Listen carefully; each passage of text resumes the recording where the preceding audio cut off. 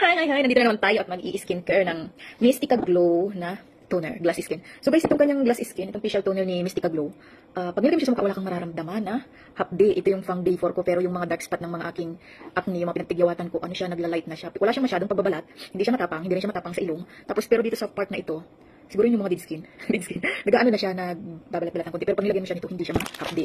Hindi gaya ng ibang ano. So, tinitipid ko nga yun. Pang day 4 ko ngayon. Dapat day 5, nung isang gabi kasi kumain kami sa labas, tinamad na ako maglagay. Ang maganda lang siya, alam mo kung bakit? Di ba sa ibang facial toner na set is yung parang cream. Ay, yung hindi parang cream na nga pala siya na nilalagay. So dito naman is serum. Serum siya na glass skin serum. Madali lang din siya ma-absorb ng skin.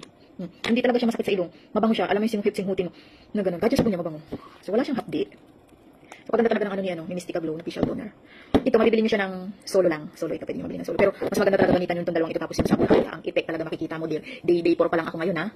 Kasi hindi ako nakapaglagay ng tino. Hindi ako nakapagpuspas dito pagka nagtatry ako ng mga ilang toner.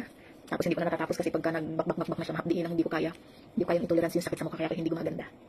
So itong si, mapink-pink din yung nito, yung toner niya. Alam mo kahit yung kasi pinagtubuan ako ng mga tagyawat. ako nagpart-time kasi pawisan syempre pag nasa trabaho, hindi ka masyado maka-skincare, nalilimutan mo na. So ito talaga, meron pa akong natitira ayan ng ilan. Ito yung mga pinakamalaki pero dati talaga guys, hindi ko pa siya ginagamit. Ito na parang napuno siya tapos ayan.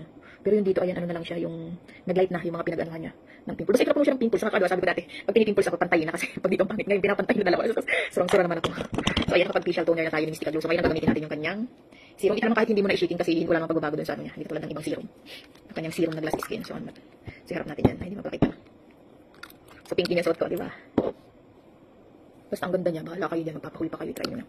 Pag binili nyo siya ang isang set niya is nasa 30 plus lang. Pwede kayo bumili sa TikTok shop natin. Pwede din direct. So TikTok shop. Bilhin kayo sa TikTok shop. Tiin na lang kayo yan. Ang link ay nasa. Ayan, o diba? Basta wala kayong mararamdamang sakit sa mukha, mga kaludi dyan. Yung sa mga gaya ko na hindi kaya yung mga sakit-sakit sa mukha pag nagbabalat-balat na. Ito yung gamitin nyo at the best. Dali siya.